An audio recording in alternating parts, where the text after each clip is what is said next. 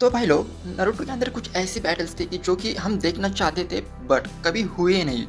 तो उनमें से एक ऐसी बैटल थी ओबितो वर्सेस पेन, कि जो हम सब देखना चाहते थे। कोई कोई कहता था ओबितो जीतेगा, तो कोई कहता था कि पेन जीतेगा भाई, क्योंकि वो आकात्सुकी का लीडर है और उसके ऑपोजिट उसके पास उज़ुमाकी क्लैन का चक्रा, रिनेगान, सिक्स पाथ, सब कुछ। अगर इन दोनों के बीच फाइट होती तो एक्चुअली कौन जीतता? तो इसके लिए हमें सबसे पहले जानना पड़ेगा कि इन दोनों की पावर्स क्या है। तो सबसे पहले आकाशी का लीडर मतलब पेन, तो भाई उसके पास रिनेगान था। रिनेगान की वजह से लोग उसे, और वो खुद सिक्स पाथ ऑफ पेन था। अगर तुम्हें उसके बारे में कुछ ज़्यादा पता नहीं तो थोड़ा सा डिटेल में बताता हूँ। सिक्स पाथ मतलब उसके अलग अलग वैरायटी के पावर्स थे, 6। पहली पावर देवा पाथ, उसकी मदद से वो क्या कर सकता था? पहला तो शिंड्रा टेंसाई और दूसरा शिबाकु टेंसाई, मतलब शिब्रा टेंसाई अलमाइटी पुश और शिबाकु टेंसाई प्लैनेटरी डेवेस्टेशन, किसी भी प्लैनेट को समन करना और ग्रेविटेशनल फोर्स से उस पर्सन को उसके अंदर ड्राइव करना। तो ये थी उसकी पहली बात। तो सेकेंड आसुरा, उससे वो क्या कर सकता था? एक खुद की बॉडी ढाल बना सकता था, एक वेपन क्रिएट कर सकता था। और उसके बाद प्रीटा, वो तुमने देखा ही होगा नारुतो के बेस्ट आर्क पेन आर्क के अंदर किसी भी निंजुत्सु को ऑब्जर्व कर सकता था। उसके बाद ह्यूमन पाथ, तो जी हाँ, ये किसी के भी ऊपर एक बार हाथ रख दे तो उसकी आराम से सोल निकाल सकता है। उसके बाद एनिमल पाथ, ये वाला मोड तुमने और मैंने जिराया की बैटल में देखा था। उस बैटल के अंदर वो लड़की किसी भी, मतलब ज़्यादातर एनिमल्स को समन कर पा रही थी और उसे 360 का भी विजन मिल रहा था, बट समन तो समन है, बिग एनिमल्स। उसके बाद नरका पाथ, मतलब in short rebirth. Human path soul को खींच सकता था और ये पाथ उसका ऑपोजिट। पेन आर्क के अंदर एंड ऑफ द मोमेंट नागाटो को सब कुछ पता चल गया था रियलिटी को लेकर, तो उसके बाद उसने एक रीबर्थ जुत्सु, इस जुत्सु की वजह से उसने पूरे की पूरे विलेज को फिर से रिवाइव कर दिया था। तो उसके बाद सेकेंड पावर शिबाकु टेंसाई, ये भी पावर बेसिकली वही है बट एक थोड़ी सी ज़्यादा मात्रा में यूज़ की जाने वाली पावर है। ये टेंसाई खुद पेन फॉर्म करता है। उसके बाद शिंड्रा टेंसाई, तो जी हाँ, हम सबका iconic dialogue feel pain accept pain, और उसके बाद end of the moment almighty push. और फोर्थ पावर लिमिटलेस चक्रा। लगभग एक तो उज़ुमाकी क्लैन का ये बंदा है और उसी के साथ इसको सिक्स पाथ की पावर है, तो चक्रा तो डेफिनेटली इसका ख़त्म होने से रहा। तो उसके बाद ओबुती की बारी। तो भाई के पास पहली एबिलिटी क्या है? Of course Sharingan, one Sharingan.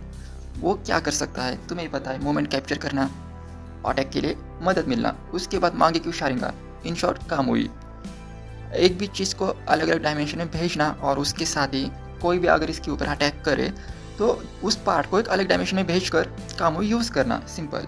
इसकी third power fire ball jutsu, मतलब खातोन जुत्सु।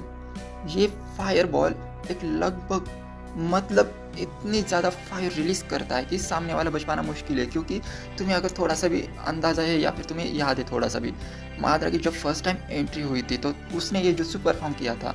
तो जब इसने परफॉर्म किया था जुत्सु, तो सामने वालों ने कितने लोग थे जो कि वाटर बॉल जुत्सु यूज़ कर रहे थे, तो तुम अंदाज़ा लगा सकते हो जुत्सु का। उसके बाद इसके पास एक्सपीरियंस है माद्रा की वजह से, और क्योंकि ये फोर्थ ग्रेट निंजा वॉर का हेड था।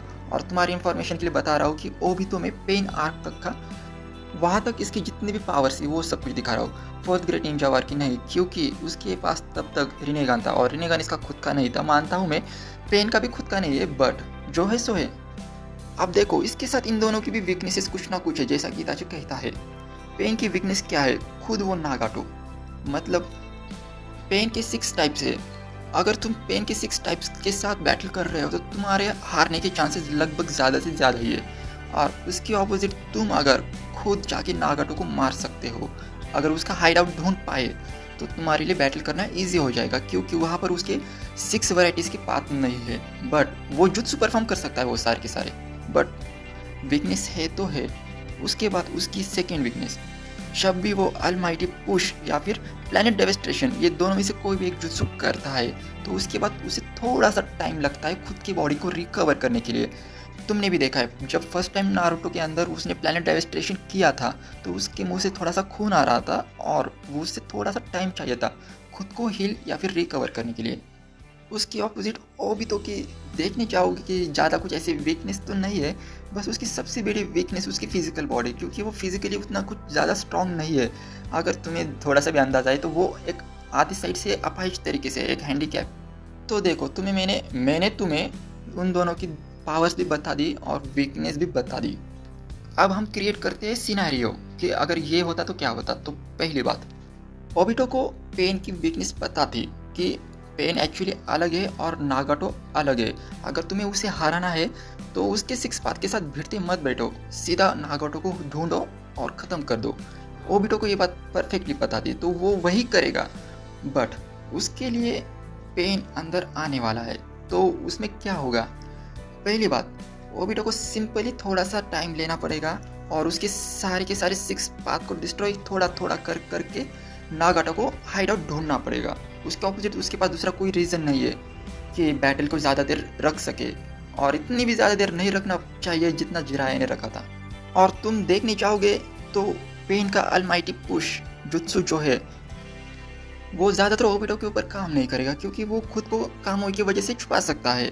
बट शिबाकु टेंसाई मतलब प्लानिटरी डेविस्ट्रेशन, ये जुत्सु ओबिटो के ऊपर भारी पड़ सकता है अनटिल ओबिटो को पता ना चले कि कब वो प्लानिटरी डेविस्ट्रेशन कर रहा है, क्योंकि उसके अंदर वो ग्रेविटी की वजह से ओपोनेंट को पूरे तरीके से पैक करता है एक बॉल के अंदर, जैसे कि नारुतो को किया था। क्योंकि वहाँ पर इज़ाना काम तो नहीं आने वाली ज़्यादातर, मेरा जितना इन्फॉर्मेशन है उस तरीके से तो। और उसके बाद जैसे तैसे करके ओबिटो सिक्स पाथ के हर एक टाइप्स को मार दिया और जैसे तैसे करके नागाटो को हाइड आउट ढूंढ भी लिया, तभी भी चांसेस कमी है ओबिटो के, क्योंकि सिक्स पाथ को हरा पाना मुश्किल बहुत ज़्यादा है। चक्रा बहुत तुम्हारा जाने वाला है सिक्स पाथ को हराने में, और ऊपर से पेन को 360 विजन मिलता है, तो तुम हरा तो नहीं पाओगे। बट जैसे तैसे करके हरा दिया ओबिटो ने और नागाटो का हाइड आउट ढूंढ भी लिया, तो वहाँ पर वो क्या ही कर सकता है, कामोई। उसका अपोजिट वो जितने भी निंगसु करे नागाटो के ऊपर वो काम नहीं करेंगे, क्योंकि प्रीता पाथ जो कि हर एक निंगसु को ऑब्जर्व कर सकती है।